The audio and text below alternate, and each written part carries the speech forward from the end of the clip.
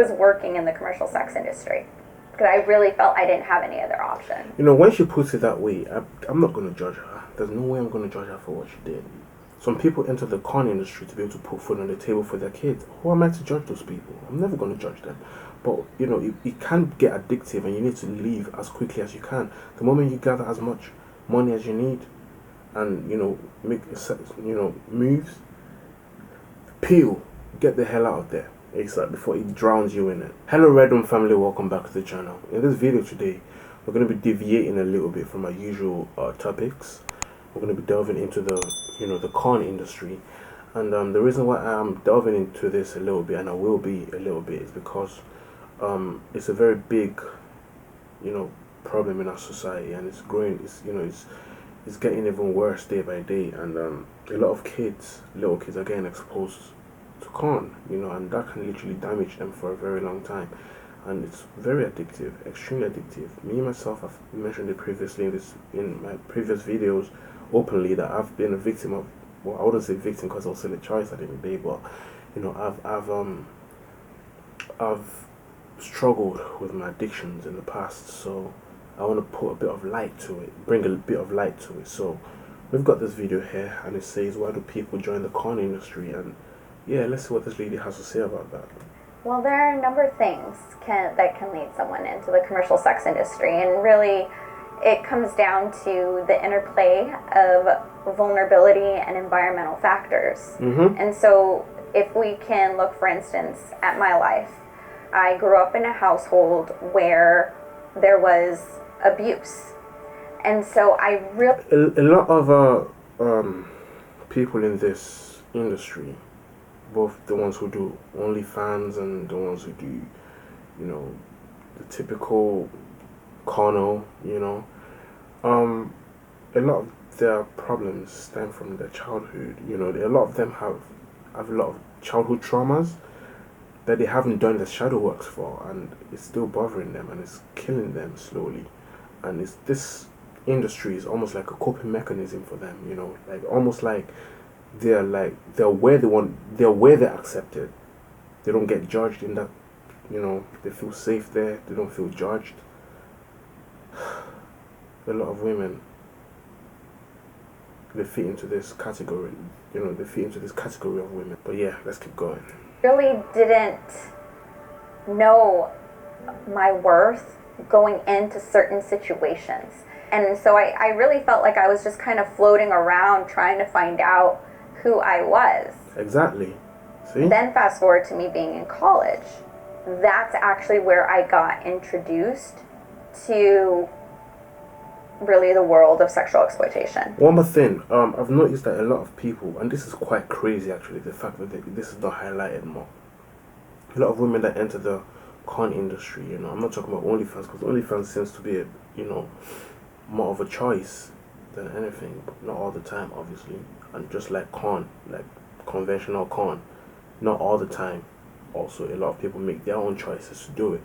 But I've noticed that a large amount of women that enter the con industry are deceived into it. You know, they go there thinking it's a photo shoot, or they go there thinking it's some kind of, you know, modeling shoot or some commercial or something, and the next thing you know, the bright lights turn on, you know, the guys walk into the room and they're like, and the woman's like, what's going on? And next thing you know, they're like, well, this is going on, and you ain't got a choice, like, you got to do it. You know, I mean, think about the money, and if you don't do it, we're going to whoop your ass anyway, so.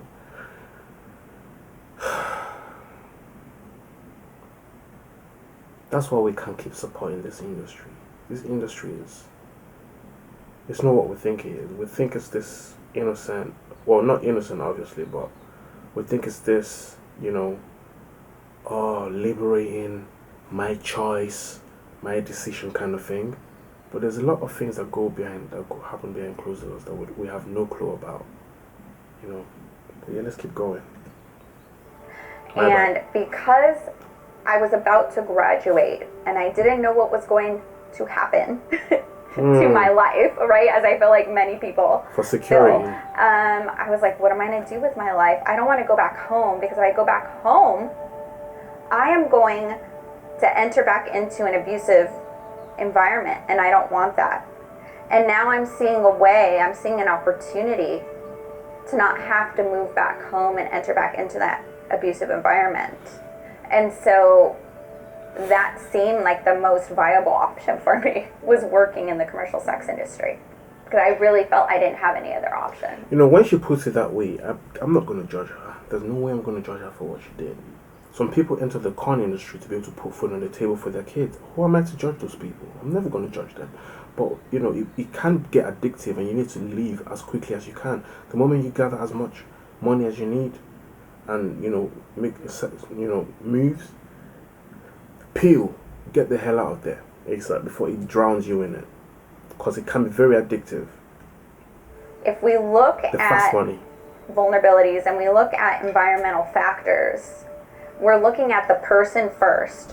What happened in their life that actually has led them to even look at the commercial sex industry as an option?